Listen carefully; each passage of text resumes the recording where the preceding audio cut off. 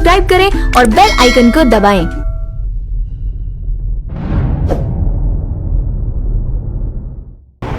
नमस्कार, आप देख रहे हैं हुंकार 24/7। इस समय हम दक्षिण दिल्ली के कालकाजी विधानसभा में मौजूद हैं और हमारे साथ दक्षिणी जिला कार्यालय मंत्री विजय धवन जी मौजूद हैं। आज हम इनसे बात करेंगे, जिस तरह से आप सभी को मालूम है 5 चरणों में पूरे भारतवर्ष के अंदर जो है लॉकडाउन लगा हुआ था। इन 5 चरणों के लॉकडाउन में लोगों की आर्थिक स्थिति बड़ी ख़राब हो गई थी, जिसको लेकर बहुत से समाज सेवी साथ ही राजनीतिक पार्टियों ने अपना सहयोग दिया और ज़रूरतमंद लोगों की मदद की। तो आज हम विजय धवन जी से बात करने का प्रयास करेंगे। जिस तरह से आम आदमी पार्टी बड़े बड़े दावे करती है कि उनके द्वारा ज़रूरतमंद लोगों को राशन और भोजन मुहैया कराया गया, साथ ही सैनिटाइज़र और मास्क भी दिए गए, तो वहीं और भारतीय जनता पार्टी की क्या भूमिका रही है और क्या क्या लोगों की मदद करने के लिए ठोस कदम इनकी तरफ से उठाए गए हैं भारतीय जनता पार्टी की तरफ से और संघ की तरफ से, वो हम इनसे जानने का प्रयास करेंगे। सर, स्वागत है आपका हुंकार 24/7 में। धन्यवाद जी। सर, जैसे कि आप सभी को मालूम है कि 5 चरणों में लॉकडाउन लगा था, तो इस दरमियान क्या क्या आप लोगों ने लोगों की मदद करने के लिए ठोस कदम उठाए थे? तो सबसे पहले तो मैं आपको और सभी को रक्षाबंधन की बहुत बहुत बधाई और शुभकामनाएं दूंगा। और हमारे लिए आज बड़ा गर्व का विषय है कि 5 तारीख को राम मंदिर बनने जा रहा है, उसकी नींव रखी जा रही है। उसके लिए कहाँ एक सपना होता था जो कि पूरा होने जा रहा है, और हमारे पूरे देश के लिए और हिंदुओं के लिए खास एक बहुत बड़ा पर्व है हमारे लिए 5 तारीख का। तो सबके लिए आप सबको मैं बधाई दूंगा उसके लिए। दूसरा जो आपने बात रखी, देखो भारतीय जनता पार्टी का जो कार्यकर्ता का निर्माण है वो इसी तरीके हुआ है कि हमें सबसे पहले सिखाया गया है कि नेशन फर्स्ट, उसके बाद हमें पार्टी की चिंता करनी है, संगठन की चिंता करनी है, उसके बाद हमें अपनी चिंता करनी है। और हमने बड़े साक्षात रूप में ये सब चीज़ें देखने को मिली कि किस तरीके हमें सबका सहयोग मिला और किस तरीके हमने काम किया। सबसे पहले जो हमने कोशिश करी, जैसे कि पहले जनता कर्फ्यू प्रधानमंत्री जी ने आह्वान किया, और उसके लिए सबसे पहले तो मैं प्रधानमंत्री जी का धन्यवाद करना चाहूँगा कि जिस तरीके उन्होंने इतना बड़ा बोल्ड डिसीजन लिया कि आज हम बैठ के ये बात कर पा रहे हैं। नहीं तो आपने देखा अमेरिका जैसे एक विकसित देश और इतने अमीर देश भी इतनी बड़ी महामारी को नहीं संभाल पा रहे थे, लेकिन हमारे प्रधानमंत्री जी ने इतना बोल्ड डिसीजन लिया कि कैसे उन्होंने पहले जनता कर्फ्यू लगाया और तुरंत उन्होंने अपना लॉकडाउन किया, और उससे तुरंत सब लोगों के अंदर एक अवेयरनेस की भाव क्रिएट हुए। हमने इतने अरेंजमेंट्स करे कि हम इतनी बड़ी महामारी को हम संभाल पाए। उस समय सिर्फ 500 केस थे, लेकिन आप आज खुद कल्पना करो कि अगर उस समय हम लॉकडाउन ना लगाते तो आज हम कहाँ खड़े होते। मुझे नहीं लगता कि हम आज इस लायक होते, हम इतनी बात कर पाते। सर, कुछ लोगों का मानना है कि जो प्रधानमंत्री जी ने जो लॉकडाउन जैसे कड़े कदम उठाए, वो एक जल्दबाजी में लिया गया फैसला था, जिसके दुष्परिणाम लोगों ने बाद में भुगता। जनाब, ये अगर ये डिसीजन उस दिन नहीं लिया होता तो आज हम इस बात करने के लायक ही ना होते कि हम आज ये बात कर पाते। जब मैंने अभी आपसे जिक्र ये भी किया कि देखो आज इतने बड़े बड़े विकसित देश ही नहीं संभाल पा रहे थे, इतनी बड़ी महामारी के लिए तैयार नहीं थे। और हमारे पास देखो, ये तो हमारी पुरानी सरकारें रही 60 साल की कांग्रेस की, ना उनसे अस्पताल बनाए गए, उनसे टॉयलेट तक तो बनाया नहीं गया, और इतने वेंटिलेटर, इतने हॉस्पिटलों की ज़रूरत थी इसके लिए। तो लॉकडाउन तुरंत लगा के उन्होंने लोगों को एक बार घर में बिठाया, रोका, और वो तभी आज हम इस लायक बने हैं कि ये महामारी को कंट्रोल करने में कामयाब हुए हैं कि उस समय लॉकडाउन हुआ। अगर नहीं होता तो हम संभाल ही नहीं पाते, अरेंजमेंट्स ही नहीं थे, किसी को अवेयरनेस ही नहीं थी इस बीमारी को हैंडल कैसे करना है। और हमने लॉकडाउन होने के बाद सारे अरेंजमेंट्स किए हैं, तभी आज हम ये इस चीज़ को कामयाब कर पाए हैं। सर, दिल्ली सरकार और उनके कार्यकर्ता, विधायक और जितने भी उनके पदाधिकारी हैं, उनका ऐसा दावा किया जा रहा है कि लॉकडाउन में उनके द्वारा बहुत सारे काम किए गए ज़रूरतमंद लोगों की। जैसे कि लॉकडाउन लगाया, सब लोगों को घर में बिठाया गया और आर्थिक स्थिति लोगों की ख़राब हो गई थी, तो देखने को मिली थी कि लोग राशन के लिए या खाने के लिए काफ़ी परेशान थे। तो जिसको देखते हुए दिल्ली सरकार ने राशन वितरण किया निःशुल्क, राशन कार्ड वालों को भी दिया और जिनके पास राशन कार्ड नहीं है उनको भी ई-कूपन के माध्यम से दिया, साथ ही 2 टाइम का खाना सरकारी स्कूल में दिया। तो ऐसे में भारतीय जनता पार्टी एक बड़ी पार्टी है और राष्ट्रीय पार्टी होने के नाते क्या कदम आपके द्वारा उठाए गए हैं, किस तरीके से लोगों तक मदद आप लोगों ने पहुंचाई है? देखो जी, पहले मैं आपकी जानकारी में डालना चाहूँगा कि प्रधानमंत्री जी ने जैसे ही लॉकडाउन किया, उन्होंने एक आह्वान किया कि कोई भी आदमी भूख की वजह से नहीं रहना चाहिए। उन्होंने पूरे इंडिया के अंदर हर स्टेट को, हर इंसान के लिए हर व्यक्ति के लिए उन्होंने 4 किलो गेहूँ और 2 किलो अपना चावल के लिए हर आदमी के लिए प्रोविज़न करी और उसकी पूरा अधिकार उन्होंने स्टेट गवर्नमेंट को दे दिया। और जैसे दिल्ली की बात थी तो वो सब केजरीवाल जी के पास था, लेकिन हमें बड़ा दुख हुआ इस बात को देखकर कि जो चीज़ उनको प्रधानमंत्री जी की तरफ सेंट्रल गवर्नमेंट से इशू करी गई उसको भी वो ठीक तरीके से वितरित नहीं कर पाए। और सारा दिन हम देखते थे लोगों के पास कि लोगों के पास लाइनें लगी हैं और लोग लाइनों में लगे रह गए, लेकिन उन्हें खाना नहीं मिल पाता था। और उस समय हम खाने की क्वालिटी को देखते थे, क्योंकि हमारी जैसे मेरे पास जिले का भी दायित्व है, हम बाकी विधानसभा में भी देखते हैं, लेकिन अपनी विधानसभा के अंदर 7 जगह पे जहाँ पे सेंटर थे हम डेली वहाँ जाते थे, वहाँ सोशल डिस्टेंसिंग मेंटेन करवाते थे, वहाँ फूड क्वालिटी देखते थे। लेकिन मुझे बड़े दुख से कहना पड़ता है कि जिस तरीके का खाना ये लोग वितरित कर रहे थे वो एक इंसान के खाने लायक वो खाना नहीं था। राजमा है तो राजमा के अंदर बिल्कुल देखा कि गिनती के राजमा है और बाकी पानी पानी है। और जिस तरीके का था वो इन्होंने बिल्कुल इस चीज़ों को बिल्कुल मिसमैनेज करा चीज़ों को और वो लोगों तक नहीं पहुँच पाई। और उसी के तरफ हमारे जो कार्यकर्ता हैं उन्होंने हर तरफ जाके लोगों ने अपने घरों से बनवा के अपना लोगों को हर आदमी को अनाज मिले, खाने की व्यवस्था मिले, ऐसा सब लोगों ने प्रयास किया। और इसके लिए मैं आपको बड़े दिल से कहूँगा कि मैं भाजपा के सभी कार्यकर्ताओं को साधुवाद दूंगा। जिस तरीके देखो कोरोना के दिन के टाइम के अंदर आदमी घर से बाहर नहीं निकल सकता था और रिस्क भी था भी कहीं आप कैसे जा रहे हो स्कूटर पे या कैसे, क्योंकि ज़्यादातर लोगों के पास नहीं होते थे। लेकिन फिर भी उन्होंने हर कार्यकर्ता ने अपना दायित्व निभाते हुए पूरे दिन हर दिन कोशिश रहती थी सुबह से रात तक।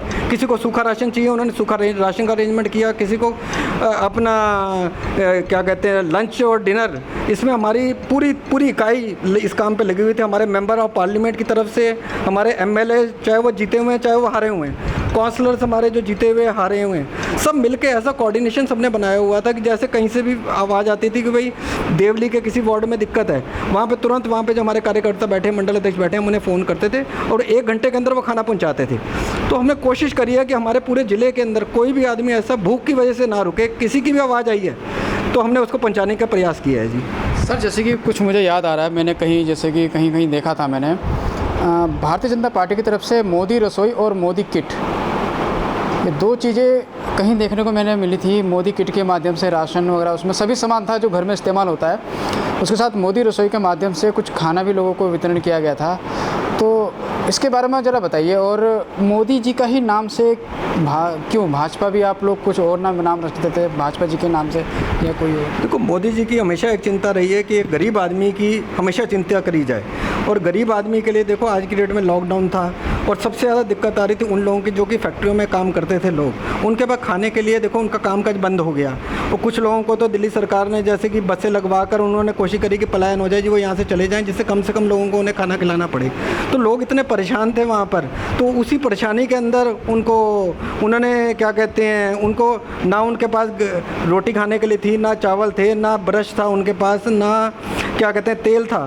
तो हमने किट ऐसी बनाई कि जिससे कम से कम वो अगर उसको कहीं से तनख्वाह नहीं मिल पा रही, कोई भी दिक्कत है, तो कम से कम वो अपना मिनिमम लाइफस्टाइल मेंटेन कर पाए। उसके अंदर हमने हर चीज़, चावल भी दी, दाल भी दी, चीनी भी दी, अपना खाना बनाने का तेल भी दिया हमने, उसके अंदर सिर पे लगाने का तेल भी दिया हमने उसके अंदर, कि उसमें 10 से 12 आइटम की हमने एक ऐसी किट बनाई जो कि हर गरीब आदमी को मिले कि कम से कम 15-20 दिन महीना जो है, क्योंकि वो काम तो काज खुल नहीं पा रहे थे, तो कम से कम वो अपनी फैमिली का गुजर कर पाता। मतलब घर में इस्तेमाल होने वाले हर आइटम हमने उनको दिए, पूरी किट हमने बना के दी कि उसे कम से कम दिल्ली से जाना ना पड़े। क्योंकि देखो कहीं ना कहीं जब काम खुलेंगे तो कहीं ना कहीं वो अगर हम उसका ख्याल नहीं रखेंगे तो कहीं ना कहीं वो दिल्ली से बाहर जाएगा, वो भी परेशान रहेगा। तो हमारी कोशिश रही कि हम भी किसी को भी यहाँ से जाने भी ना दें, क्योंकि वो जाएगा तो यहाँ से भी वहाँ जाएंगे, वहाँ क्वारंटाइन होंगे, परेशान होंगे। हर आदमी को यहाँ पे फैसिलिटी दें कि जो भी टाइम उनका है जब तक उनके काम शुरू नहीं हो जाते तब तक उसे दाल रोटी की वजह से चिंता ना करें। और वो प्रधानमंत्री जी की तरफ से हमें आदेश था कि किसी भी आदमी को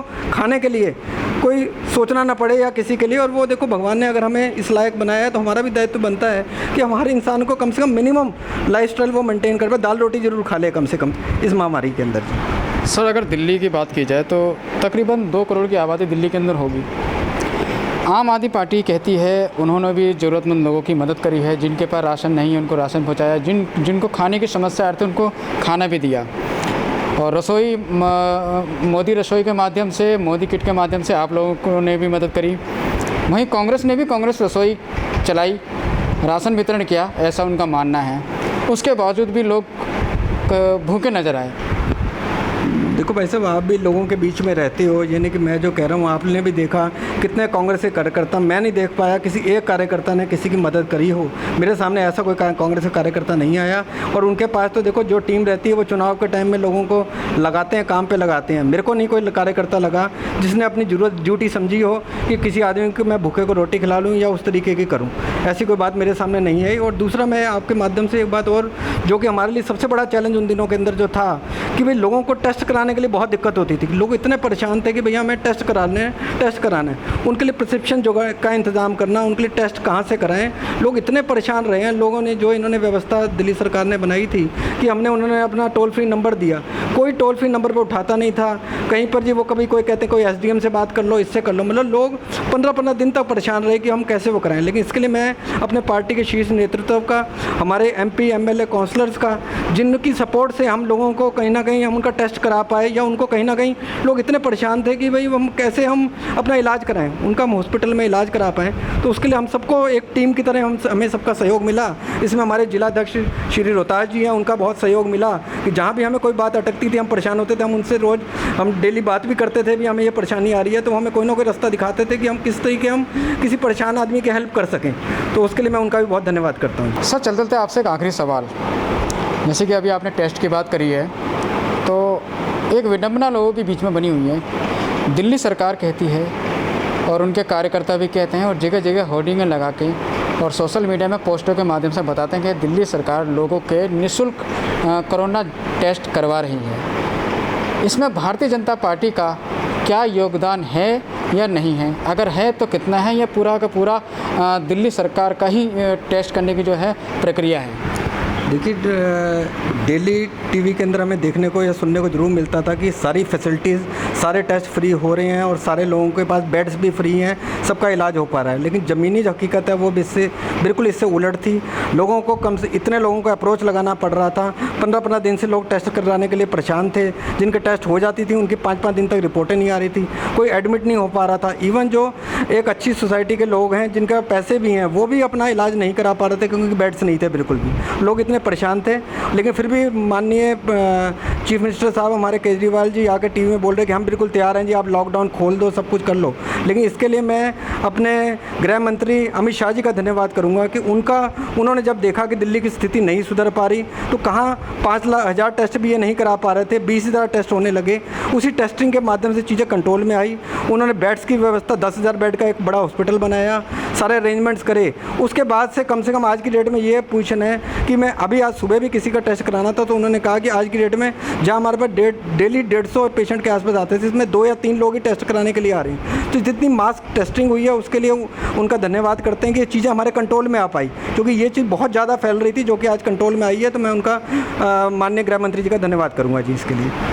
तो ये थे हमारे साथ विजय धवन जी, जो कि दक्षिण जिला के कार्यालय मंत्री हैं, और इन्होंने भारतीय जनता पार्टी की लॉकडाउन के अंदर किस तरह से उन्होंने लोगों की मदद करी है, क्या भूमिका भारतीय जनता पार्टी की रही है, उनके कार्यकर्ता की रही है, उनके शीर्ष नेतृत्व की रही है, वो उन्होंने हमें बताने का प्रयास किया। और साथ ही जब से अमित शाह जी ने दिल्ली की व्यवस्थाओं की बागडोर अपने हाथ में ली है, तब से देखने को भी मिल रहा है कि कोरोना के मामले अब दिल्ली में कम होते जा रहे हैं और जो रिकवरी रेट है वो 89 के समथिंग पहुँच गया है।